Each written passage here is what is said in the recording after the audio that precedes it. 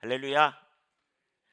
네, 오늘 그 안식과 관련된 우리에게 안식이 있는 삶.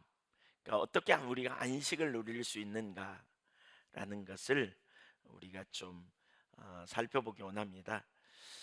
어, 불신자의 삶과 예수 믿는 자의 삶이 달라야 되잖아요. 예, 그 가장 다름의 큰 차이가 뭐냐면 믿음이라고 말할 수 있어요. 믿음.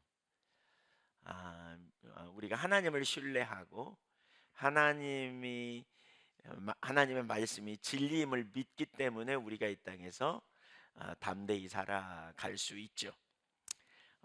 예수 믿지 않는 자들은 삶의 가치와 목적이 현실적이에요. 삶의 가치와 목적, 눈에 보이는 것, 그렇죠? 근데 우리 믿음의 사람은 삶의 가치와 목적이 달라요. 여러분의 인생의 가치, 삶의 목적이 무엇인가 생각해 보세요. 또 어, 그러니까 그 불신자들은 믿지 않는 사람은 무엇을 의지하느냐의 삶이죠. 자기를 의지하느냐, 자기 힘, 자기 능력, 자기 재능, 또는 자기가 가까이 있는 사람, 이게 이제 불신자들의 삶이라면 예수 믿는 사람은 하나님을 의지하죠. 하나님을 신뢰하고 나가요. 그래서 그 하나님을 신뢰하는 믿음의 사람은 어떤 상황, 어떤 환경도 하나님의 눈으로 보기 때문에 절망이나 낭망이나 좌절하지 않고요. 인생의 그러한 염려 또 앞날을 하나님께 맡길 수 있는 거죠. 그렇죠? 가장 좋은 길로 최선의 길로 인도하죠. 하나님을 신뢰하기 때문에. 그러나 하나님을 알지 못하면 환경을 의지하기 때문에 환경에 따라 요동하고요. 상황에 따라 달라지고요. 그게 삶의 목표와 가치가 완전히 다를 수밖에 없는 것이지요. 하나님은 출애굽한 이스라엘 백성들에게 가나안을 약속하셨어요. 그러나 그들은 그 가나안 땅에 들어가지 못했잖아요. 출애굽 1세대는. 왜냐하면 그들이 믿음으로 반응하지 않았기 때문이다 그랬어요. 오늘 1절에 보면 그러므로 우리는 두려워할지니, 오늘 본문 읽어보세요. 그의 안식에 들어갈 약속이 남아 있을지라도 너희 중에는 혹 이르지 못할 자가 있을까 함이라. 그러면서 2절에 그들과 같이 우리도 복음 전함을 받은 자이나, 여기 그들은 누구냐면 3장에 보면 출애굽하던 이스라엘 백성들을 가르쳐요. 그들이 불신앙에 빠져서 이렇게 복음이라는 말은 좋은 소식이죠. 그 좋은 소식이 뭐예요? 가나안에 들어갈 거라는, 아브라함 때부터 약속을 주셨던 그 땅에 들어갈 거라는 그 좋은 소식을 들었지만 그 말씀이 그들에게 하나도 유익이 되지 못했다. 왜냐하면 믿음으로 믿음과 결부시키지 아니함이라, 이렇게 말하고 있죠. 그러니까 믿음을 가지고 그 약속을 따라 살지 못했기 때문에 결국 그 가나안에 들어가지 못했다, 이렇게 말하고 있어요. 가나안을 주시겠다는 놀라운 약속을 받았지만 가나안에 들어가지 못한 핵심 이유, 가장 근본적인 이유, 뭐 주변적인 이유 있죠. 불평해서, 원망해서, 그들이 인본주의를 택해서, 다 이거 뿌리에는 뭐가 문제예요? 믿음의 문제예요. 믿음이 없었기 때문에 그렇게 했다는 거예요. 믿음으로 반응하고 믿음으로 실행하는 일을 하지 못했기 때문이라는 거예요. 믿음이 얼마나 중요한지 몰라요. 믿음으로 대하지 못했기 때문에 그들이 안식할 수 있는 기회가 주어졌음에도 불구하고 그 안식할 기회를 날려버렸다라고 말하는 거죠. 사실 이것은 오늘 우리에게 주시는 말씀입니다. 1절에 보면 그러므로라는 단어가 있거든요. 근데 그러므로 우리는 두려워할지니라고 말하죠. 뭘 두려워해요? 3장 19절과 관련이 있었어요. 18절 19절 보면 또 하나님이 누구에게 맹세하사 그의 안식에 들어오지 못하리라 하였느냐 곧 순종하지 아니하는 자들에게가 아니냐. 그러니까 믿음이 없어 순종을 안 한 자들. 이로 보건대 그들이 믿지 아니함으로 능히 들어가지 못한 것이라. 믿음이 없는 것을 우리는 경계해야, 두려워해야 된다는 거예요. 두려워해야 된다는 거예요. 그러면서 7절도 보세요. 7절 오랜 후에 다윗의 글에 시편 95편 말씀을 인용하거든요. 시편 95편 다윗의 글에 다시 어느 날을 정하여 오늘이라 미리 이같이 일렀으되 오늘 너희가 그의 음성을 듣거든. 그러니까 구약 출애굽 시대를 인용하면서 다윗이 그 시대 사람들이 주의 음성을 듣거든 너희 마음을 완고하게 하지 말라 그랬다면 바로 그 구약을 들으면서 우리는 읽으면서 그 구약의 약속이 오늘 우리에게 주신 약속이니까 너희는 마음을 강팍하게 하지 말고 믿음으로 반응하라. 이렇게 지금 말하고 있어요. 구약에 있는 수많은 약속들 또 우리들의 모범이 되는 거죠. 그래서 믿음으로 영원한 안식을 누리는 그것은 미래에 있는 일이 아니라 오늘 우리에게도 주어진 약속이다. 믿음이 핵심이에요. 믿음. 그래서 이 땅에서 그러니까 믿음은 안식은 미래의 일이에요. 우리가 여기서 말하는 안식은 진정한 안식은 어디서 누려요? 예, 돌아갈래 뭐냐 하늘나라 천국에서 누리지요. 그러나 예수 그리스도 안에서 오늘 우리는 이 땅에서 안식을 누리는 삶을 살아야 돼요. 여러분 안식을 누릴 수 있기를 축복합니다. 네, 안식하는 삶. 제가 가끔 그런 표현을 했어요. 제가 이렇게 신앙생활 잘해보려고 굉장히 열심히 노력하고 열심히 막 힘쓰고 애쓰고 수고하고 이런 삶을 나름 살았던 것 같아요. 그러니까 막 어떤 때는 물고기가 물을 거슬러 올라가듯이 막 가다 보면 아니 폭포를 만나가지고 거기 거슬러 올라가다가 떨어지고 올라가다 떨어지고 그래서 어떻게 가까스로 올라간 것 같은데 또 가다 보니까 물이 적어가지고 막 옆으로 푸득거리면서 막 올라가고 그러다가 어느 날 그런 삶을 내내 살았던 것 같아요. 야, 예수 믿기 어렵다. 신앙생활 되게 어렵다. 이런 생각을 되게 많이 했던 것 같아요. 그래서 환경 보면 낙심하고 막 입을 그냥 주일날 저녁에 그냥 가서 주머니 찔러놓고 양복도 안 벗고 그냥 쓰러져 가지고 그냥 공황장애 비슷한 심한 우울증 막 낭망 막 이런 자리까지 갔었던 것 같아요. 근데 어떤 순간에 있잖아요. 넓은 호수에 평안한 호수에 쑥 들어간 느낌. 그때 이후로 저는 한 번도 절망한 적이 없었던 것 같아요. 개인적으로. 왜 그런가 돌아보니까 믿음이에요. 믿음. 믿음. 그러니까 믿음으로만 우리가 저 안식에 들어갈 수 있어요. 여기 히브리서 4장이 그걸 말해요. 믿음으로 안식에 들어갈 수 있어요. 믿음으로. 그래서 믿음이 핵심이라는 생각이 정말 많이 들어요. 그러니까 우리 자신의 믿음을 좀 돌아봐야 돼요. 네, 믿음을. 예. 첫째, 네, 믿음의 사람이 되십시다. 아멘. 첫째, 믿음의 정의. 믿음은 하나님의 말씀을 따라 생각하고 말하고 행동하는 것이다. 다시 말하면 믿음은 삶입니다. 믿음은 삶입니다. 그러니까 하나님의 말씀을 따라 약속을 따라 또 사는 거예요. 이때 하나님의 성품과 하나님의 행하심을 아는 것이 중요합니다. 그것이 우리의 믿음의 근거가 됩니다.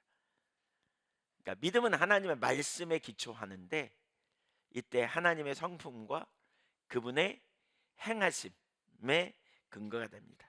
가장 우선적으로 믿음의 근거는 하나님의 말씀입니다. 그래서 우리가 말씀을 많이 하는 게 중요해요.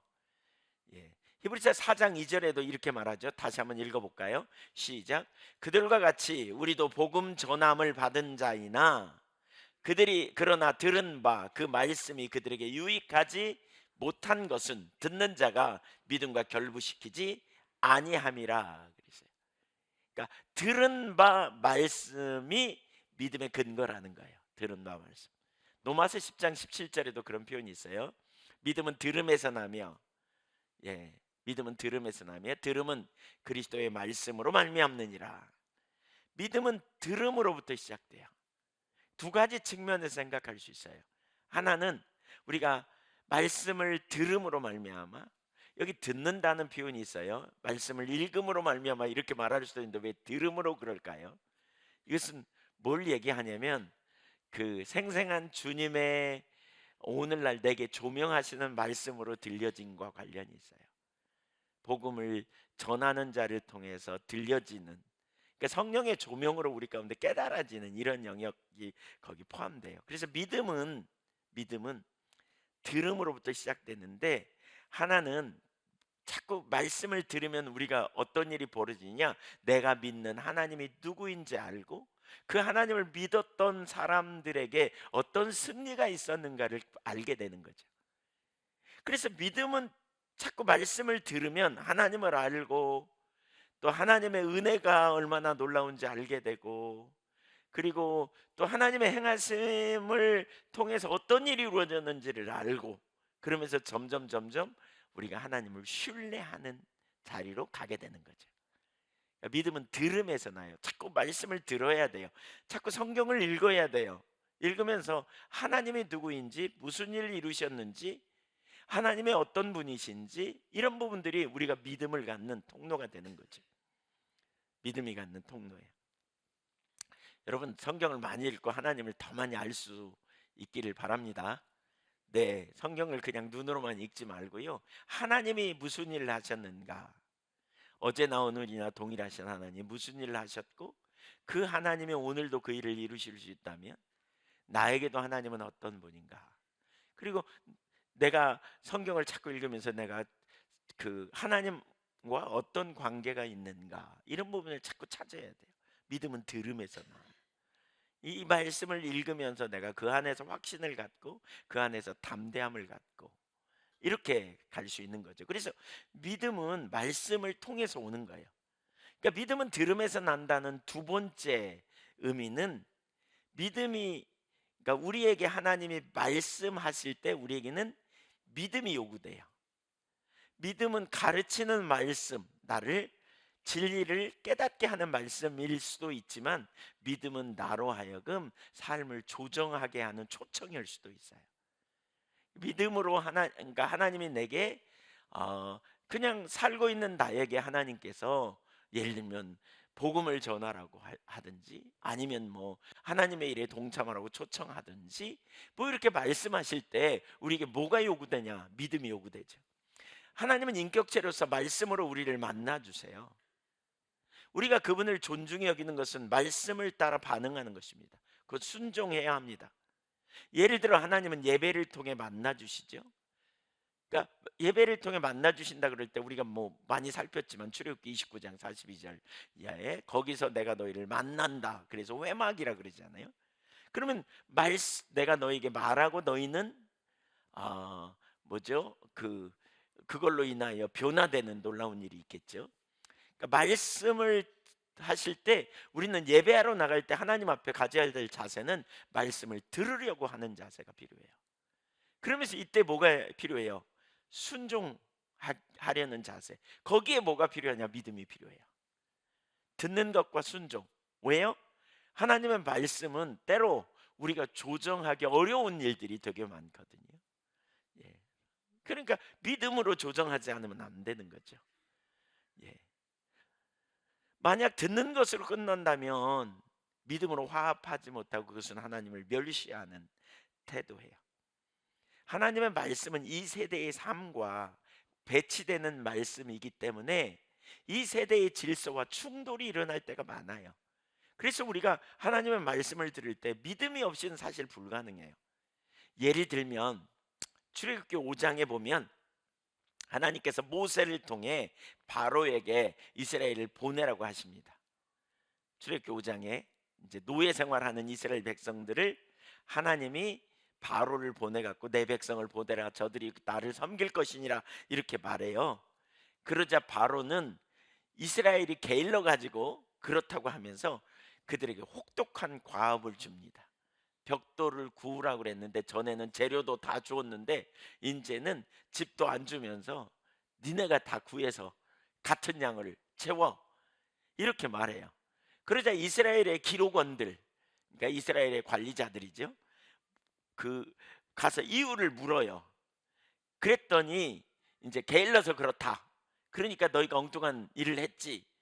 그러자 이제 나와 가지고 모세를 보면서 모세와 아론을 원망하고 모세 그 하나님께서 모세 너를 판단하시기를 원하노라 막 이렇게 모세를 대적합니다. 아, 그들은 하나님을 알지 못했습니다. 그들은 바로의 통치를 믿었습니다. 그들은 하나님의 우주 만물을 창조하시고 다스리시는 분이라는 사실을 그들은 믿지 못했습니다. 그들은 바로를 정점으로 돌아가는 질서, 온 세상의 지배자라고 여겨지는 바로를 중심으로 돌아가는 통치 질서 아래서 하나님도 어쩔 수 없다는 의식으로 살아가는 사람들입니다. 그들이 기대하는 믿음이 뭐예요? 그러니까 신앙생활 오늘날 이렇게 하는 사람들 적지 않습니다. 그러니까 하나님이 하실 수 있는 역할은, 즉 그들의 믿음은 바로의 통치 아래서 잘 되도록 도와주시는 것뿐입니다. 그러니 그들의 기도 또한 바로에게 인정받아 성공하고 바로의 눈밖에 나지 않고 편안하게 살며 그 통치 질서 속에서 경쟁에 이겨 출세하기를 바라는 간구에 머무를 수밖에 없다는 거죠. 예수님이 선포하실 때 하나님 나라가 왔다라고 말했어요. 하나님 나라가 왔다는 말은 뭐예요? 새로운 질서가 이 땅에 왔다는 거거든요. 새로운 질서가 회복됐다는 거예요. 하나님의 통치가 이제 이르렀다는 거예요. 과거에는 마귀가 통치하고 과거에는 이 세상 누군가가 권세자가 통치했다면 이제 우리는 하나님의 통치하시는 질서가 이 땅에 임하였음을 받아들이는 거예요. 그래서 뭐예요? 그 통치 가운데 들어간 자로서 이 세대의 삶이 아니라 오는 세대에 속한 자라는 것을 우리가 인식하고, 우리는 하나님 나라의 시민임을 인식하고 예수님 오심으로 이 세대는 심판을 받았다는 사실을, 그러나 아직 완전히 임하지 않았다는 사실을 깨닫고 우리가 하나님 나라에 속한 자임을 기억하여 우리는 하나님 나라 백성으로 살아가는 삶이 되어져야 하는 거죠. 믿음이에요. 이게 믿음이에요. 우리가 바라보는 시선은 하나님이 있고 하나님이 우주 만물을 통치하고 계시고 그분의 뜻대로 온 세상은 결국 이루어질 것을 보는 거예요. 이 땅이 다가 아님을 아는 거예요. 그래서 우리는 뭐예요? 이 세대를 본받지 말라고 성경은 말하잖아요. 그러니까 하나님이 우리에게 말씀하실 때 이 세대를 따라 사는 삶이 아니라 영원한 하나님 나라를 위해 살고 하나님 백성으로 살라고 우리에게 말씀하실 때 거기는 뭐예요? 어떻게 보면 세상에 발달한 사람은 이 세대의 질서 아래 바로의 질서와 통치 아래 살아가는 삶에 익숙한 사람들은 하나님의 말씀을 들으면 어떻게 그렇게 살아? 아이고 그렇게 누가 살아? 이렇게 표현할 거라는 거죠. 이렇게 표현하는. 그냥 열심히 교회 다니긴 하는데 바로의 질서 안에서 바로에게 밑보이지 않고 그냥 경쟁에 이기고 그냥 바로를 통해서 복받고 뭐 이런 정도의 삶을 생각하는. 그런데 주님은 뭐라 그래요? 너희는 이 세대를 본받지 말고 마음으로 변화를 받아 하나님의 선하시고 온전하시고 기뻐하신 뜻이 무엇인지를 알고 그 뜻을 따라 살라고 말하죠. 그래서 믿음으로 반응하는 삶이 아니면 정말 쉽지 않은 거죠. 아까 나눴잖아요. 서두에 제가 불신자의 삶은 자기중심적 삶이에요. 자기중심적 삶의 첫 번째는 뭐예요? 예, 이 세상의 삶의 목적과 가치가 세상적이거든요. 그러나 우리 그리스도인은 영원한 나라에 우리의 초점을 둬요. 우리가 자기를 부인하며 이 땅에서 살 수 있는 근거가 뭘까요? 영원한 하나님을 우리는 알고 우리는 그 나라를 바라보고 살기 때문에 그래요. 우리가 이 땅에서 참고 우리가 이 땅에서 기다릴 수 있는 이유가 뭘까요? 이 땅에서 우리가 용서할 수 있는 이유가 뭘까요? 억울한 일이 있어도 우리가 견딜 수 있는 이유가 뭘까요? 하나님을 믿기 때문에 이게 가능한 거지. 믿음으로 가능해요. 이게. 바보라서 그런 게 아니고요. 궁극적 승리가 하나님께 있음을 알기 때문에 우리가 그러는 거죠. 이 땅에서 왜 우리가 하나님의 말씀에 헌신하고 또 헌신하는 한다면 이거 참 우리가 손해도 보지 않나, 우리가 이거 제대로 사는 건가 이런 생각이 많이 들 거예요. 근데 어떻게 그럴 수 있어요? 믿음으로 이게 가능해요. 믿음으로. 하나님 신뢰하기 때문에 가능한 거예요. 하나님을 신뢰하기 때문에 가는 거죠. 그래서 믿음은 무엇을 보느냐의 싸움이에요. 믿는 것과 보는 것은 상호 교환적으로 쓸 수 있다 그랬어요. 믿음으로 우리는 하나님을 바라보고 그의 나라를 보는 거죠. 믿음으로 우리는 예수 그리스도의 십자가의 대속의 보혈을 보는 거예요.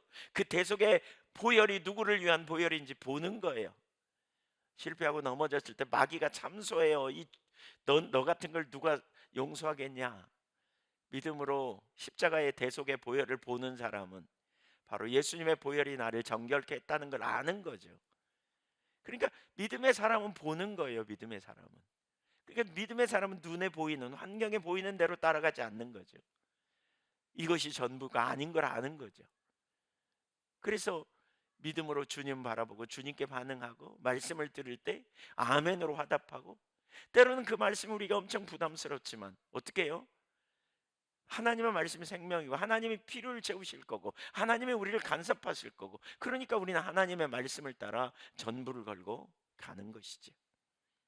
믿음으로 화합한다는 게 뭔지 우리가 좀 생각해 봐야 돼요. 두 번째, 믿음을 위한 가장 기본적인 토대. 히브리서 5장 12절에 이렇게 말합니다. 때가 오래되었으므로 너희가 마땅히 선생이 되었을 터인데 너희가 다시 하나님의 말씀의 초보에 대하여 누구에게 가르침을 받아야 할 처지이니 단단한 음식은 못 먹고 젖이나 먹어야 할 자가 되었도다. 하나님의 말씀의 초보 이렇게 표현하잖아요. 거기 하나님의 말씀의 초보라는 말을 해요. 예. 그러니까 The elementary truths of God's word 이렇게 말하고 있어요. 하나님의 말씀의 가장 기본적인 것이죠. 기본적인 것. 여기에 흔들려 버리니까 성숙이 안 된다는 거죠. 가장 기본이 뭘까요? 여러분, 기본이니까 우습게 여겨야 돼요? 아니에요. 기본이 안 되면 다 안 돼요. 우리 여기 교회 지을 때 보니까 그냥 한 80cm쯤 이렇게 철근으로 해가지고 했어요. 더군다나 이거 할 때 여기에 돌이 반석이 이렇게 쫙 나와가지고 돌이 나와가지고 그 깨고 그 위에다 하니까 예, 예, 이거 뭐 하기는 쉽지 않지만 근데 기본이 분명해야 높이 올라가잖아요. 기초가 중요하죠. 가장 기본이 되는 게 뭘까요? 우리 믿음의 기본 뭐예요? 한번 생각해 보세요. 뭐예요? 예, 말씀. 네, 뭐 또 뭘까요? 네. 전 말씀보다 더 기본이 있다고 생각해요. 말씀이 기본이지만 뭐 틀린 말은 아닌데 이런 거죠. 내가 믿는 하나님이 누구인지 알아야 돼요.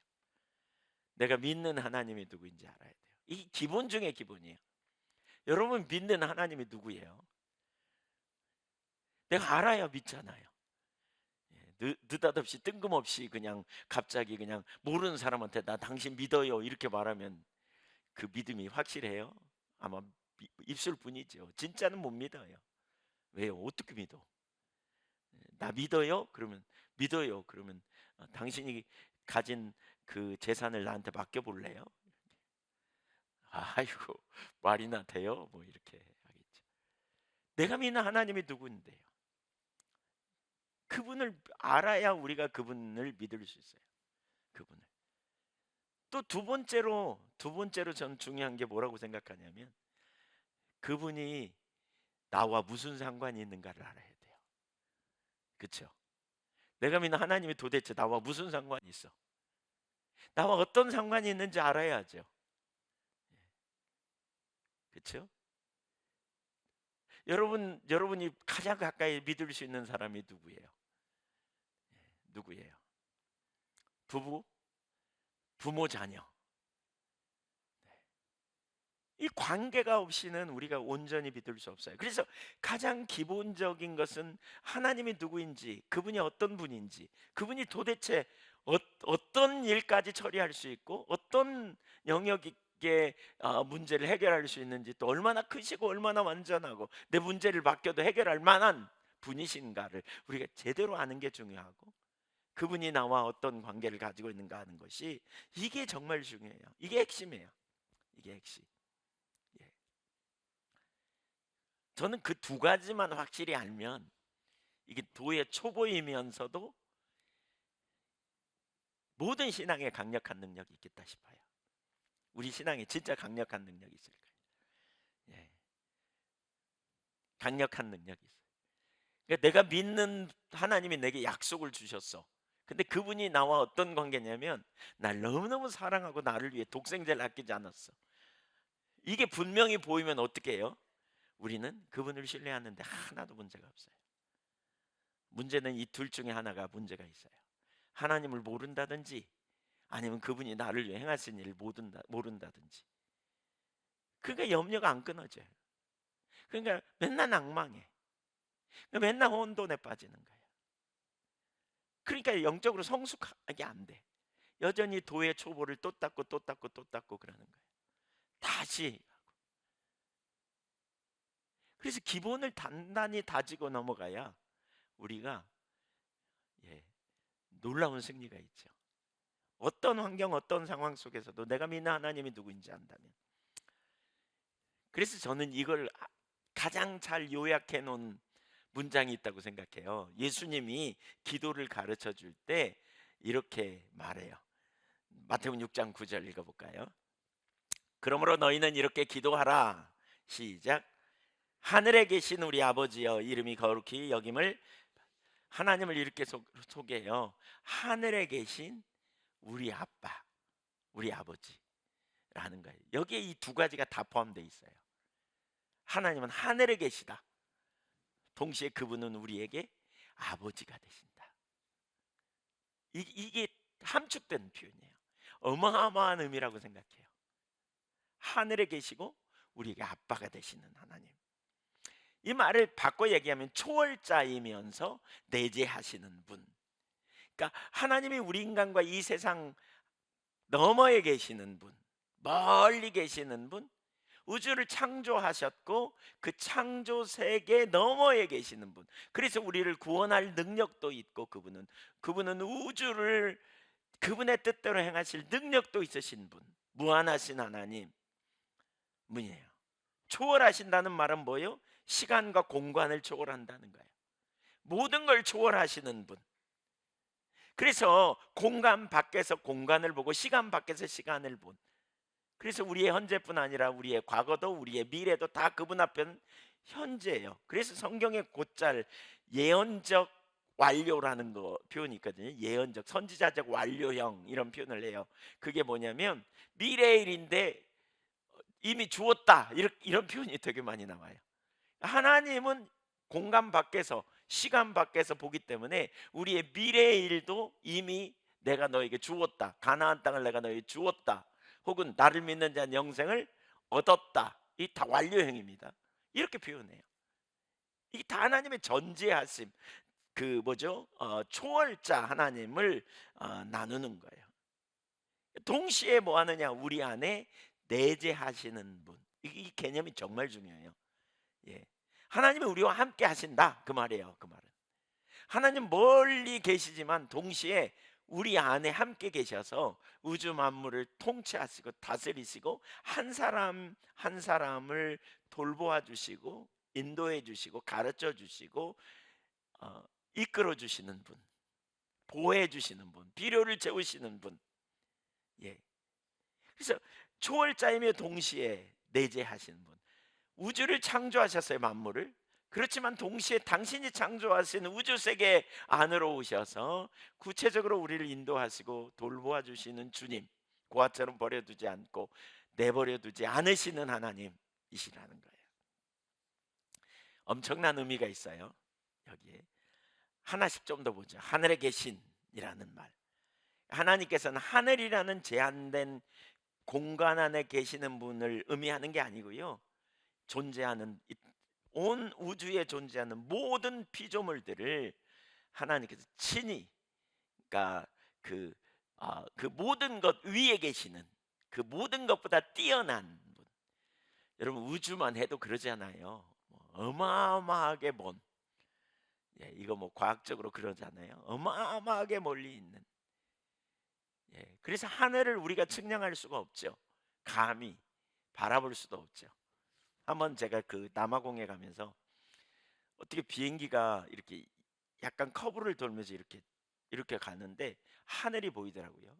그러니까 아니 하늘이 보이죠. 원래 비행기 안 타면. 근데 이렇게 위 하늘이 보였어요.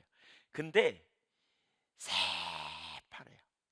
아주 그냥 진짜 그 진청색처럼 새파란데 순간 두려움이 생기더라고요. 하, 끝없이 펼쳐진 하늘에 거기. 제가 그때 얼마나 순간적으로 두려웠는지 몰라요. 하늘의 하늘이라도 하나님을 감당치 못하겠거늘. 시편 기자는 이렇게 말하거든요. 예. 그러니까 하나님이 얼마나 크시고 놀라우신 분인가. 그 앞에서 우리는 얼마나 작은가. 하나님 보실 때 이 우주도 얼마나 조그만할까. 아니 우주 전체적인 개념으로 보면.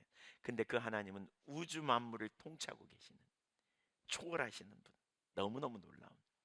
이걸 강조하는 분이에요. 그중에 단연코 첫 번째로는 하나님 무한하시다는 거예요. 따라서 보세요. 하나님 무한하시다. 한계가 없어요. 한계가. 뭐예요? 능력의 한계가 없어요. 그분의 능력에는 한계가 없어. 그리고 전능하신 하나님. 지식의 한계가 없어요. 전지하시죠. 모르심의 한계도 없어. 못할 일이 아무것도 없어. 우리 못할 일 전혀 없네 이런 찬양하잖아요. 네. 시간의 한계가 없어요. 영원하신 하나님. 장소의 한계가 없어요. 무소부재하신 하나님. 사실 여러분 이 하나하나만 우리가 제대로 알아도 믿음의 삶을 살 수 있어요. 이 하나하나만 해도. 그러니까 보세요. 하나님이 전능하시다. 전능하시다. 예. 그 하나님이 그 천사 가브리엘을 마리아에게 보내 가지고 네가 사내를 아니 그러니까 네가 아이를 낳을 것이다. 그 아기를 예수로 하라 그랬더니 내가 사내를 알지 못하는데 어떻게 애를 낳아요? 그랬더니 대저 하나님의 모든 말씀은 능치 못하심이 없느니라. 하나님이 어떤 분인가 생각해 봐. 그렇죠? 사라에게 아들을 낳을 거라고 그랬더니 아브라함이 잘 안 믿죠. 그때 하나님은 나는 전능한 하나님이야. 그 말 한마디에 끝이죠. 여러분 하나님이 전능하시다는 걸 항상 염두에 둬야 돼요. 우리 하나님은 전능하신 분이에요. 완전한 능력. 생각해 보세요. 얼마나 그 능력이 크신지. 뭐 감히 상상할 수 없죠. 이 단어를 다 포함할 수 없기 때문에 옴니포텐스 영어로 그런 표현을 하는데 옴니라는 단어가 이게 뭐죠? 완전한 그런 거예요. 완전한 그런 의미. 조금도 뭐 못할 일이 없는 그 하나님. 그분은 전지하세요. 모르시는 게 한 개도 없어. 다 아셔. 그분만인가요? 그분은 어디나 계셔요. 시간을 초월하고 공간을 초월하기 때문에 어디나 계셔요. 또 그뿐만이 아니에요. 그분은 영원전부터 영원까지 계셔. 안 계신 적이 한 번도 없어. 그분이 우리 하나님이세요. 그래서 하나님은 뭐라 그래요? 스스로 있는 자니라. 나는 스스로 있는 자니라. 모든 존재의 근원이 되시는 거죠. 모든 것이 그분으로부터 나왔어요. 모든 것이 우리가 그분께 속해야 되는데 범죄해가지고 떠났기 때문에 문제죠. 모든 게 그분으로부터 나왔어요. 그분 없이는 알 수가 없어요. 전지하다는 사실 하나만 좀 놓고 보세요. 전지. 이 지식을 알면요 굉장한 믿음의 삶을 우리가 살 수 있어요. 한번 생각해 보세요. 마태복음 6장에 보면 네 가지 종교에 대해서 그러니까 신앙 의식에 대해서 얘기하거든요. 예를 들면 구제, 그 다음에 기도, 그 다음에 금식, 그 다음에 헌금. 이걸 얘기하면서 반복적으로 나누는 말씀이 뭐냐면 은밀한 중에 보시는, 은밀한 중에 아시는 하나님께 하라는 거예요. 사람에게 보이려고 하지 말라는 거예요. 그러면서 6장 25절 이하에 보면 무엇을 먹을까 마실까 입을까 염려 마라. 들에 피는 백합화 공중에 나는 새를 다 먹이시고 입히시는 하나님 능력이죠. 그러면서 너희 천부께서 너희에게 무엇이 필요한지 다 아신다. 그러니까 하나님이 전지하시다. 하나님이 아신다. 이 하나만 해도 엄청난 믿음을 가질 수 있어요. 그뿐만이 아니에요, 여러분. 이 지식을 가지면 또 뭐예요? 우리는 내가 만나는 모든 환경, 모든 상황 속에서 택할 길을 가르쳐 달라고 구해요. 전지하신 하나님은 택할 길을 가르쳐 주실 거거든요. 내가 어떻게 해야 될지를 가르쳐 달라고 구해요. 또 그뿐만이 아니에요. 이 지식이 우리에게 뭘 어떤 일을 해요?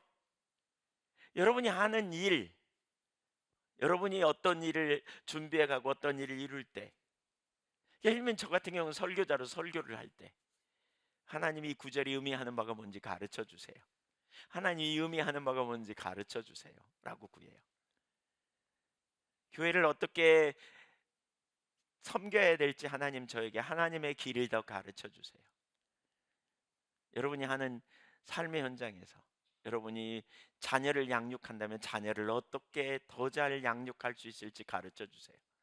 여러분이 연구하는 그러한 일에 있다면 하나님 제게 이걸 통해서 이런 영역의 진리가 무엇인지, 그러니까 더 비밀 하나님 더 보게 해주세요. 하나님 다 알고 계시잖아요.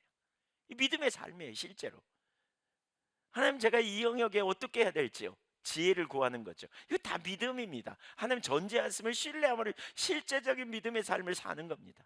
이 능력을 누리는 거죠. 그뿐만이 아니라 하나님이 다 아신다. 여기에는 뭐가 있어요? 정직해. 정직. 거짓말 할 수가 없어.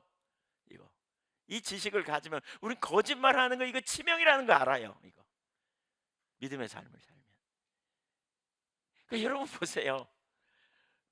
이 믿음이 우리의 삶에 그 결정을 이루는 거죠. 믿음이 없기 때문에 문제지. 믿음이 있어 보세요. 하나님 앞에서 사는데 내가 어떻게 거짓말하고 남을 속일 수 있겠어요? 하나님 다 아시는데. 하나님이 아시는 거예요. 모르심이 하나도 없어요. 그러니까 우리는 하나님 앞에서 자꾸 회개하는 일이 일어나는 거죠. 자꾸 정직하게. 그러니까 하나님 앞에서 의롭다? 택도 없어요. 하나님이 우리 생각도 동기도 다 아시는데 어떻게 의로워요? 그분 앞에 우리가 얼마나 심각한 죄인인지 우리는 항복할 수밖에 없어요. 그래서 예수님 없이는 안 되는 걸 보게 되는 거죠. 전제하심 하나만 해도 보세요. 전 산상수훈을 읽으면서 이 삶을 과거에는 누가 살아 그랬습니다. 왼밤을 치고 오른밤을 돌려대? 이거 어떻게 살아? 오리를 가자면 십리를 가? 이게 말이 돼? 거들떠 달라면 속옷까지 줘? 이게 어떻게 누가 그렇게 살아? 아 이건 이상이야. 남을 판단하지 말래. 근데요, 믿음을 가지면 이게 가능해요. 믿음을. 하나님을 알고 하나님을 온전히 신뢰할 때 우리가 그 명령을 따라 사는 삶이 가능해요. 믿음을 가지면. 내가 믿는 하나님이 누군지 알면. 내가 믿는 하나님이 어떤 하나님인지 알면. 그러니까 우리 안에서 끊임없는 갈등이 있는 것은 뭐냐? 내가 하나님을 믿느냐 못 믿느냐의 싸움이지 환경이 어렵느냐 안 어렵느냐의 싸움이 아니에요. 내가 정말 하나님을 알고 신뢰한다면 우리는 하나님께 전부를 걸고 하나님을 의지하는 게 그렇게 어렵지 않다는 거죠. 이 싸움인 거죠. 이 싸움. 네, 이렇게 하면 오늘 날 서겠습니다. 큰일 났습니다. 네. 한번 생각해 보세요. 여러분 하나님의 성품을 그래서 더 알게. 하나님은 영원 불변하신 분입니다. 하나님 변화가 없습니다. 변하지 않습니다. 온갖 야고보서 1장 17절 온갖 좋은 은사와 온전한 선물이 다 위로부터 빛들의 아버지로부터 내려오나니 그는 변함도 없고 회전하는 그림자도 없으시다. 모든 것 변해도 하나님은 변하지 않는다는 거죠. 예브리서 13장 8절 예수 그리스도는 어제나 오늘이나 영원토록 동일하시니라. 말라기 3장 6절 나 여호와는 변하지 아니하나니 그래서 너희는 소멸되지 않을 거다. 왜냐하면 이스라엘 백성들에게 하나님이 약속 주셨기 때문에 그랬다는 거죠. 생사하복을 또 인간의 생사하복과 부귀영화를 좌우하시는 분이죠. 하나님은 생사를 주관하시는 분. 예. 사무엘상 2장 6절 7절 학개서 2장 8절 보면 사람을 죽이기도 하시고 살리기도 하시는 분, 가난하게도 하시고 부하게도 하시는 분, 은과 금이 다 하나님의 것. 그래서 우리가 하나님이 주권자예요. 주권자. 생사하복을 주관하시는 분. 그러니까 우리가 담대할 수 있는 게 뭐예요? 하나님이 말씀하시면 정말 어려운 위험이 예상되더라도 하나님이 허락하지 않으면 내가 죽을 수 없다는 사실을 알기 때문에 믿음으로 담대히 나갈 수 있는 거죠. 어떤 환경 속에서도. 그분이 나의 생사를 주관하시는 분이다. 때로는 내가 어떤 유혹을 받고 그 유혹을 안 지키면 그 유혹을 안 들으면 내 신상에 어려움이 올 거다. 이런 생각이 들는, 예를 들면 그 요셉, 우리 아이 아내, 아니 누구죠? 그 보디발 장군의 아내 유혹에서도 그가 단호하게 거절할 수 있었던 것은 하나님이 나를 아시고 계시고, 그리고 내 생사는 주님이 주관하고 계시지 네가 아니다, 이걸 알았기 때문에 믿음으로 하나님께 반응할 수 있는 거지. 실제로 우리가 믿음으로 선택할 수 있는 근거가 거기 있는 거죠. 믿음으로. 돈이 나를 먹여 살리는 게 아니고, 사람이 아니고 우리 주님이다. 성경은 이걸 우리에게 지금 말씀하고 있죠. 하나님은 또한 선하신 분이에요. 성품에 대한 최고의 선언, 하나님의 성품에 가장 우리가 붙들어야 될 그것, 하나님은 선하시다. 그는 자기를 의지하는 자에게 선으로 인도하시는 분. 하나님의 이 성품에서부터 다른 성품이 흘러나오죠. 선한 존재라는 말이잖아요. 그러므로 우리는 하나님을 알게 될 때 이웃을 어떻게 대해야 되는지도 알아요. 하나님이 이웃에게 어떤 행동을 하도록 우리에게 가르치십니까? 사랑하라 그러잖아요. 선을 행하라 그러잖아요. 왜냐하면 하나님이 선하시기 때문에. 그러니까 그분이 우리에게 선하게 하실 걸 우리는 기본적으로 신뢰해요. 합력해서 선을 이루실 걸 신뢰하는 거예요. 하나님 말씀하시고 우리가 뜻대로 순종하여 나갈 때 그것이 때로는 어려움이지만 반드시 선으로 이끌어 주시는 걸 기억해야 돼요. 다루신 가운데 우리 하나님이 선하시다. 그래서 하나님은 또한 사랑으로 표현되죠. 하나님은 사랑이시라 그랬죠. 하나님은 선이시라는 말은 절대 기준이라는 말이에요. 그분의 말씀이 기준이에요. 예. 의의 절대적 표준이죠. 그럼에도 불구하고 그분은 선하시기 때문에 우리를 사랑하셔서 우리에게 소망이 있는 이유는 독생자를 보내시고 우리에게 영원한 생명을 주셨기 때문에 그런 거죠. 우리가 믿는 하나님이 누구인지. 그뿐만 아니라 그 하나님은 누구예요? 그 하나님이 오늘 우리와 누구냐? 예수님은 뭐라 그러냐? 하늘에 계신 우리 아버지라는 거예요. 그 하나님은 하늘에 계시지만 우리에게, 오늘날 우리에게 내주하셔서 아빠 노릇 해주신다는 거예요. 아빠가 되신다는 거예요. 여러분의 아빠를 생각해 보세요. 근데 좀 육신의 아빠를 생각하면요, 아버지가, 인간은 좀 문제가 있어요. 인간은. 그래서 자녀들에게 때로는 안 좋게 이미지가 남을 수 있기 때문에 하늘 아버지를 사실 아는데 이게 방해가 되죠. 예, 제가 이걸 깨닫고 저희 자녀들에게 참 잘해보려고 막 되게 노력하거든요.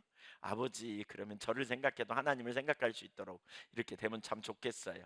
우리 참 그런 자녀들 앞에 그런 부모들이 돼야 돼요. 참 하늘 아버지 그러면 내가 그러니까 하나님을, 육신의 아버지를 생각하면서 하늘 아버지를 생각하기 때문에 육신의 아버지가 나를 막 두드러 패고 육신의 아버지가 별로 안 친하고 육신의 아버지가 막 나를 학대하고 그러면 하늘 아버지도 그런 줄 알아요.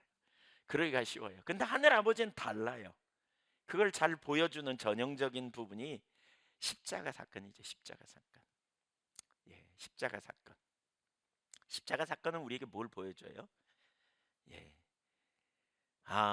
탕자의 비유에 보면 하나님과 우리와의 관계를 보여주는 전형적인 아주 중요한 탕자의 비유는 아버지와 아들의 관계를 다뤄요.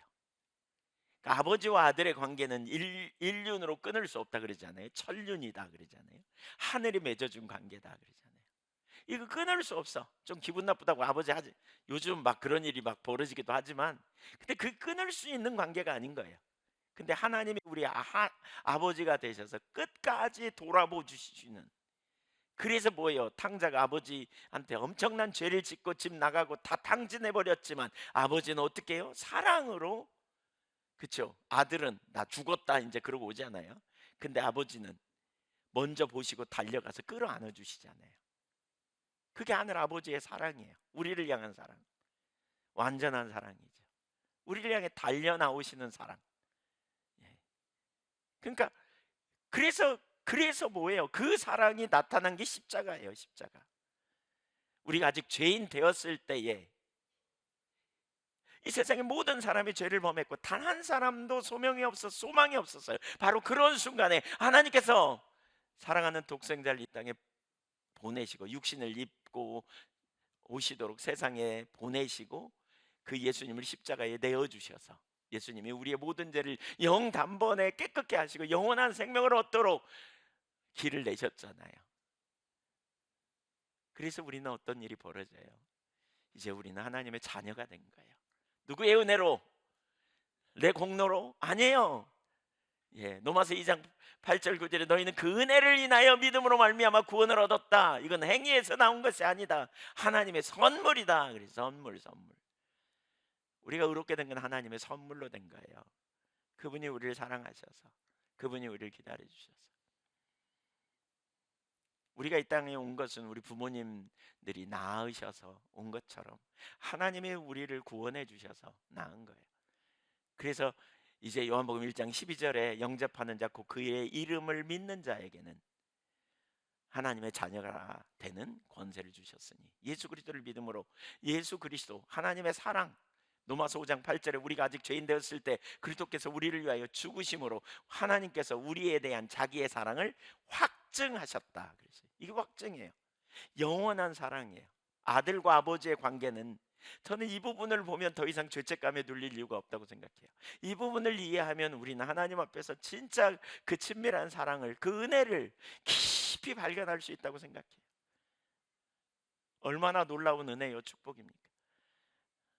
탕자의 비유를 통해서 그걸 적나라하게 우리에게 보여주는 거죠. 우리가 정말 전지하신 하나님 앞에 설 때 끊임없이 죄 가운데 있고 끊임없이 악한 마음을 품고 끊임없이 안 기뻐하는 생각 속에 살아가는 우리를 끊임없이 엉뚱한 짓 하잖아요. 끊임없이. 그런데 그런 우리를 위하여 그래서 예수님의 초림을 뭐라 그래요? 요한복음 3장 17절에 심판하러 오신 게 아니고 구원하러 오셨다 그랬어요. 왜요? 심판하면 다 죽으니까 아무도 구원받을 인생이 없으니까. 그래서 하나님의 아들을 보내셔서 정죄하지 아니하고 우리를 구원하시게 오셨어요. 그래서 누구든지 자기가 죄인임을 인정하고 이제 예수님을 믿으면 우리는 하나님의 자녀가 되고 그 놀라운 사랑과 은혜 아래 거하게 되는 거죠. 그래서 하나님이 우리 아빠가 돼요. 하나님이 우리 아빠가. 우리는 그 하늘 아버지를 믿는 거예요. 하늘 아버지는 우리에게 제일 좋은 것으로 우리에게 제일 사랑하는 아들을 위해 제일 좋은 것으로 여러분 여러분의 자녀를 한번 생각해 보세요. 마음이 어떤 때는 막 아리지 않아요? 자녀를 생각하면 뭐 청년들은 잘 모르겠지만 부모가 되면 자녀를 어떤 때 생각하면 막 마음이 아릴 때가 있잖아요. 예. 얼마나 그냥 자녀에게 짠하기도 하고 그냥 뭐 주고 싶고 그냥 어떻게 그냥 그런 마음이 생기잖아요. 하늘 아버지의 마음이 바로 그와 같은 거예요. 그분과 우리와 무슨 상관이 있어요? 하나님과 우한하신 하나님과 나와 무슨 상관이 있어요? 여러분과 무슨 상관이 있어요? 그분이 우리를 그렇게 사랑하시는 우리의 아빠가 되어 주시기로 스스로 자처하신. 그래서 나는 그분의 자녀가 된 거예요.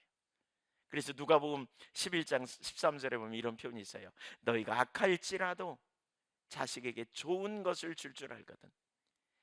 하물며 너희 하늘 아버지께서 구하는 자에게 성령을 주시지 않겠느냐. 구하는 자에게 마태복음에서는 좋은 것으로 주시지 않겠느냐. 로마서 8장 31절 32절을 보세요. 그런 적이 이래 대하여 우리가 무슨 말하리요? 만일 하나님이 우리를 위하시면 누가 우리를 대적하리요? 자기 아들을 아끼지 아니하시고 우리 모든 사람을 위하여 아들을 내주시니가 어찌 그 아들과 함께 우리에게 모든 것을 주시지 아니하겠느냐. 부모는 아들의 신음에 부모는 자녀의 신음에 잠을 깨요. 그렇죠?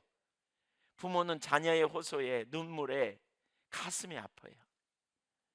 부모는 자녀가 힘들어하는 일을 같이 힘들어요. 자녀가 기뻐하면 같이 기뻐해요. 하늘 아버지와 이와 같은 분이에요. 우주를 창조하신 하나님이 나의 아빠가 되신다? 어마어마한 일이에요. 어마어마한 일이에요. 우리가 주저앉아 있을 때 부모는 자녀를 향해 손을 내밀어 주잖아요. 자녀를 위해 기도하고 자녀를 격려해주고 세워주고. 그래서 예수님이 승천하셔서 뭐라 그랬어요? 하늘 보좌 우편에서 우리를 위하여 중보하고 계신다는 거예요. 성령이 말할 수 없는 탄식으로 우리 안에서 중보하고 계신다는 거예요. 우리를 위하셔서 우리를 새롭게 하시려고. 그 우리 안에 계시는 주님, 예, 얼마나 놀라운 일입니까? 우리는 그분을 신뢰합니다. 그분을 신뢰하는 그 믿음 안에서 사는 것입니다. 우리는 그분이 우리가 아빠가 되신다는 사실은 너무나 놀라운 어마어마한 사건이죠. 내 아버지가 되심. 그래서 우리는 그 보좌 앞에 이걸 알 때 우리는 담대히 나갈 수 있어요. 언제든지 담대히 나갈 수 있어요. 예. 무슨 허물이든지 우리는 다 털어놓을 수 있어요. 사랑하는 아버지 앞에서. 무슨 잘못이든지, 무슨 약함이든지, 무슨 실패든지, 무슨 넘어짐이든지, 그리고 긍휼을, 도움을 청하여 나갈 수 있어요. 그분은 우리 아버지니까, 사랑하는 아버지니까, 우주를 창조하신 무한하신 하나님, 능치 못함이 없는 다하신 하나님일 뿐만 아니라 우리의 모든 상황, 모든 환경 속에서 우리를 돌봐주시고 우리를 이끄시고 우리를 새롭게 하시고 우리를 회복시키시는 능력의 하나님이니까 우리가 그 하나님을 아는 건 너무너무 신나는 일이에요. 예, 예, 너무너무 신나는 일. 그래서 우리는 이제 세 번째로 믿음의 사람이 누리는 안식의 자리에 가야 돼요. 이 믿음에 이렇게 신뢰하면 이제 안식이 있어요. 왜요? 염려를 맡겨요. 내 미래를 맡길 수 있어요. 그렇잖아요. 너의 미래를, 우리 앞날을 맡길 수 있어요. 왜? 하나님은 나의 아버지셔. 그러니까 가장 좋은 길로 인도하실 거야. 전능하시고 전제하시고 사랑이야. 가장 좋은 길로 이끌기 때문에 내 앞날을 맡기는 거예요. 어떻게 해요? 하나님 말씀을 따라 순종하고 나가는 거예요. 내 자녀의 미래도 바뀌어. 내 자녀가 가만히 보니까 그래갖고 밥벌이도 못할 것 같아. 그렇게 가가지고. 그러나 하나님의 인도를 받는다면 자녀를 주님께 내어드리셔야 돼요. 너무 코치하려고 하지 마세요. 부모님이 그냥 내 뜻대로 해야지 막 이렇게 얘기해요. 네가 세상을 몰라서 그래. 그런 말 하지 마세요. 자녀에게 신앙적 교훈을 주셔야 돼. 신앙적 교훈. 하나님의 뜻을 찾도록 구하고요. 하나님의 길이라고 그러면 그냥 인정해줘야 돼. 인정해줘야 돼. 하나님이 그를 먹이시고 그를 세우실 거예요. 이게 믿음의 사람이에요. 믿음의 사람. 염려도 바뀌는 거예요. 내 앞에 예상되는 염려도. 하나님 앞에 가지고 나가서 기도하고 구하지만 하나님이 내 상황, 내 환경, 내 처지 전지하신 하나님 모르실 리 없고 그 사랑의 하나님이 나의 모든 상황에서 내가 구할 때 내버려 두지 않을 하나님이 아닌 거죠. 그걸 알기 때문에. 그래서 빌보 4장 6절에 아무것도 염려하지 말고 모든 일에 기도와 간구로 너희 구할 것을 감사함으로 아뢰라. 모든 지각에 뛰어나신, 지식에 충만한 뛰어난 하나님, 전지하신 하나님이 너의 마음과 생각을 지키시리라. 그리고 하나님 인도하시겠다는 거죠. 필요를 채우실 하나님을 우리는 신뢰할 수 있어요. 무엇을 먹을까 마실까 입을까 염려하지 말라. 그러면서 너희 천부께서 아신다. 들에 피는 백합과 공중에 나는 새를 누가 먹이고 누가 입히냐. 전능하신 하나님이, 공중에 나는 새도 먹이시는 전능하신 하나님이, 우주 만물을 주관하신 하나님이 저들을 먹이셨다. 근데 그 하나님이 너희 아버지가 너희가 뭘 필요한지 아신다 그랬어요. 그러니까 우리 아시는 거예요. 그러니까 하나님께 맡기는 거예요. 예. 그러니까 맡기는 거예요. 여러분 우리의 삶의 우선순위를 어디에 둬야 하는지 보세요. 믿음의 사람은 그래서 하나님 나라와 그의 의를 구하게 돼 있어요. 이게 무슨 얘기예요? 영원한 하나님 나라가 이 땅에 통치가 임하고 하나님의 뜻이 이 땅에 실현되기를 위해 우리의 남은 생애를 주님의 나라와 주님의 영광을 위해 삶을 조정하고 나가는 거예요. 부지런히 맡기고. 믿음은 담대하게 해요. 왜냐하면 하나님을 믿기 때문에. 그래서 여호수아가 사명을 받았을 때 하나님이 주신 메시지가 뭐예요? 강하고 담대하라. 너는 내가 그들의 조상에 맹세하여 그들에게 주리라 한 이 땅을 에서 차지하게 하리라. 또 여호수아 1장 9절에 보면 내가 내게 명하는 것이 아니냐? 강하고 담대하라. 두려워하지 말라. 놀라지 말라. 내가 어디로 가든지 내 하나님 여호와가 너와 함께 하느니라 하시니라. 그러니까 모든 상황에 우리가 담대할 수 있는 게 뭐예요? 나를 사랑하신, 나를 위하여 자기 자신을 버리신 그 하나님의 아들이 전능하시기까지 무한하시오. 우리는 그 하나님과 동행하는 거예요. 그 하나님을 신뢰하는 거예요. 예. 여러분, 여러분의 부모님이 엄청나게 힘이 있고 권력이 있다면, 그렇죠? 부모 백 믿고 우리는 가잖아요, 그렇죠? 우주를 창조하신 하나님이 나의 하나님. 왜 낭망하고 왜 절망하지 않느냐? 하나님이 우리와 함께 하시기 때문에 그래요. 하나님이 다윗이 골리앗 앞에 담대할 수 있었던 요인이 어디에 있습니까? 하나님을 신뢰하는 믿음이었습니다. 믿음은 환경을 보지 않습니다. 환경 너머에 주님을 봅니다. 고린도서 5장 7절에 이는 우리가 믿음으로 행하고 보는 것으로 행하지 아니함이로되. 누가복음 8장 50절에 보면 그 회당장의 딸을 주님이 치유하시기 전에 그가 죽었다고 말할 때 이렇게 말합니다. 50절에 예수께서 들으시고 이르시되 두려워하지 말고 믿기만 하라. 그리하면 딸이 구원을 얻으리라. 하나님을 신뢰하는 거예요. 믿음은 환경에서 눈을 떼어 주님을 보는 거예요. 그래서 믿음은 지속적으로 주님을 보는 거예요. 우리 주님을 보는 거예요. 그분이 얼마나 크신가를 보는 거예요. 그분의 입에서 나온 말씀은 그분의 약속이기 때문에 그분이 무한하신 그분이 이루실 걸 우리는 신뢰하는 거예요. 믿음은 응답받는 기도를 할 수 있게 해요. 우리는 믿음은 담대함을 가지고 주님의 보좌 앞에 나가고 주님 앞에 입을 넓게 열어요. 입을 넓게 연다는 말은 무슨 얘기예요? 악을 써라 뭐 그런 의미보다는 믿음의 확신을 가지고 구하는 거예요. 하나님의 약속을 성취해 달라고 구하는 거예요. 담대함으로. 너희가 기도할 때 무엇인지 믿고 구하는 것은 다 받으리라. 마태복음 21장 22절. 야고보서 5장 15절. 믿음의 기도는 병든 자를 구원하리니 주께서 그를 일으키시리라. 혹시 죄를 범하였을지라도 사하심을 받으리라. 우리 하나님이 누구인가? 그럼 자꾸 생각해 보세요. 감정적으로 원수가 불화살을 쏩니다. 때로는 영적 전쟁이 우리에게 있죠. 우리 속에 욕심의 유혹을 막 던집니다. 마귀가. 그럴 때 우리가 혼돈에 빠집니다. 또는 우리도 모르게 익숙한 과거에 내주었던 그런 감정들이 우리를 사로잡습니다. 그 감정에서 우리가 묶이지 않고 믿음으로 주님을 보는 거예요. 믿음은 하나님의 약속을 믿음으로 결부시켜 나가는 거예요. 4장 2절에 그랬죠. 결부시켜 나가라고. 믿음과 결부시켜야 돼요. 그래서 저는 여러분이 혼돈이 있을 때 혼자 낑낑대지 말고요. 이렇게 나눠야 돼요. 그래서 저는 소그룹이 중요하다고 생각하거든요. 가서 자꾸 나눠 누군가와 삶을 나누는 거예요. 어려움이 있을 때 나눠요. 있는 그대로. 왜냐하면 혼자는 앞이 잘 안 보일 때가 많아요. 그래서 믿음과 결부시켜서 믿음을 붙잡고 나가요. 제가 지난 주간 얘기했던 저지난 주간에 적어도 4명, 5명쯤 만난 것 같아요. 근데 얘기하면서 계속 뭐냐? 혼돈에 있는 사람들에게 얘기를 나눴더니 그분들이 듣고 금방 돌아서더라고요. 믿음으로 금방 전환해요. 그래서 제가 속으로 알고 우리 교회에서 신방하면서 이렇게 해야 되는데 이거 외부에서만 하네. 제가 근데 너무 죄송합니다. 하여튼 교회 안에서 우리가 이래서 이제 대화가 필요하고 믿음으로 바라보고 막 이렇게 해서 돌파를 해내야 되거든요. 믿음이 관건이에요.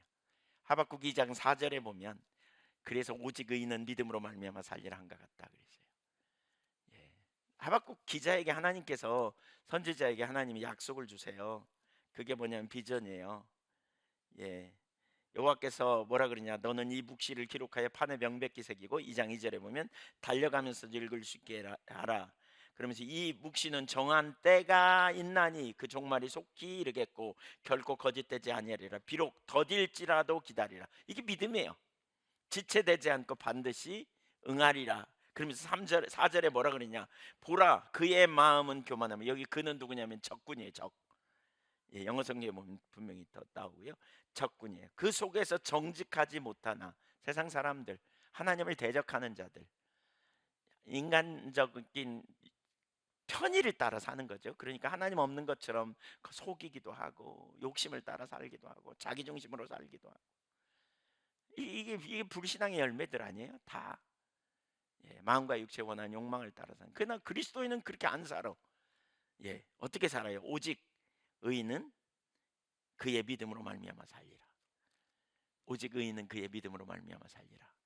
여러분 믿음으로 사시기를 축복합니다. 믿으면 살아요. 믿으면 능력이 있어요. 믿음은 강력해요. 그래서 히브리서 11장에 이런 믿음의 사람은 세상에 감당치 못한다 그랬어요. 마지막 한 가지를 다뤄야 되는데 시간이 없어서 간단히 그냥 나누면 안식에 이르기를 힘써야 돼요. 여기 11절을 보면 그러니까 10절 히브리서 4장 10절에 보면 이런 부분 좀 더 살펴봐야 되는데 시간이 없어요. 그러니까 9절에 안식할 때가 하나님 백성이 남아 있다. 그러면서 이미 그의 안식에 들어간 자, 안식에 들어간 자의 특징은 뭐냐? 하나님이 자기의 일을 쉬신 같이 그도 자기의 일을 쉬느니라. 어떻게 쉴 수 있어요? 맡기니까요. 믿음으로 그냥 맡기니까요. 하나님의 행하시도록 맡기니까 자기가 뭔가 이루려고 하는 거, 자기가 뭔가 문제를 해결하려고 하는 걸 내리고 주님께 맡겨요. 그러면 아무 일도 안 하느냐? 그 말은 아닙니다. 열심히 합니다. 기도도 하고 열심히 최선을 다해서 합니다. 그러나 주님이 지혜를 주셔야 하고 주님이 능력 주셔야 하고 주님이 이 문제를 풀어가야 가능하다는 걸 인식하는 이게 되게 중요하고요. 그러면서 11절 보세요. 11절. 이러므로 우리가 저 안식에 들어가기를 힘쓸지니 이는 누구든지 저 순종하지 않은 본에 빠지지 않게 함이라. 여기 힘쓸지니라는 말은 열심히 노력하다, 의지를 말합니다. 의지적인 노력을 해야 된다 이렇게 표현하고 있거든요. 자동적이지 않다는 거예요. 적극적인 의지를 가지고 선택해야 된다. 그러니까 뭘 해야 돼요? 결국 주님의 은혜를 구하고 주님을 찾아야 돼요. 이 가장 중요한 게 주님을 찾아야 돼요.